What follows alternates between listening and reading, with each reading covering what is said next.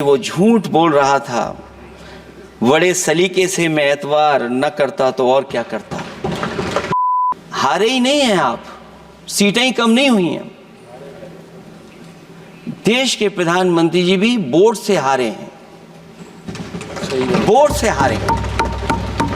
जो कभी 5 लाख तक जीतना था जिन्हें, या 10 का टारगेट बनाया था, कितने से जीते? तो कम से कम इन चीजों को तो देखें।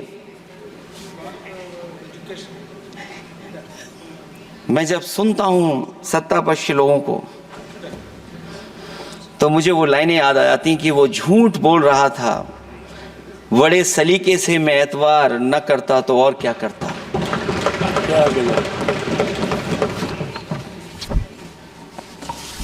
मुझे याद है कि देश के प्रधानमंत्री जी ने जनकपुर में एक झंडा दिखाया था और उस बस में 35 लोग बैठ करके अयोध्या आए थे।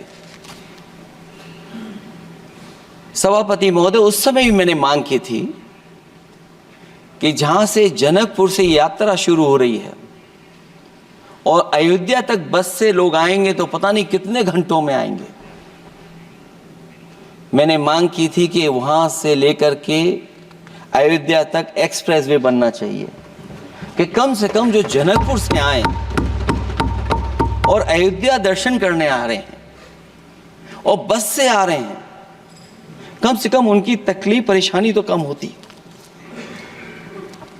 जो आप कहते हैं कि एफडीआई बहुत आया है, मैं अभी सुन रहा था, कहा कि टेलीफोन बनने लगे।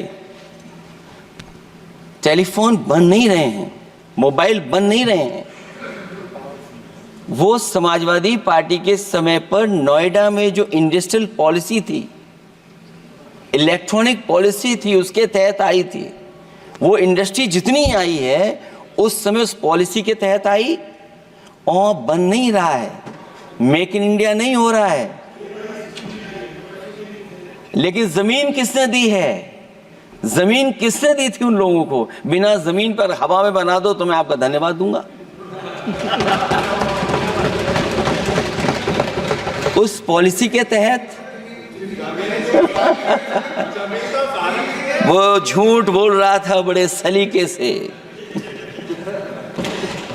आप कह रहे हैं कि एफडीआई लाए हैं हम लोग। एफडीआई, अगर पूरे देश का हम एफडीआई देखें